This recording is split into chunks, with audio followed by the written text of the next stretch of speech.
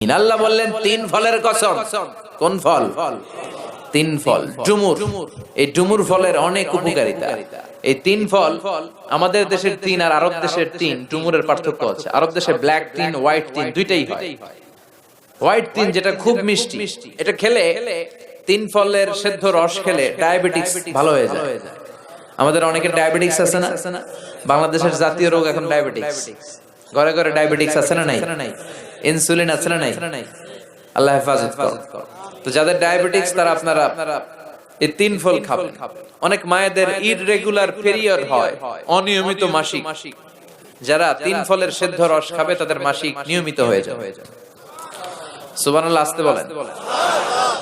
এটা খেলে দেহের মধ্যে স্ট্রেংথ এন্ড স্ট্যামিনা বাড়িয়ে দেয় কে? এই তিন ফল জান্নাতের ফল। তিন গাছ জান্নাতের গাছ।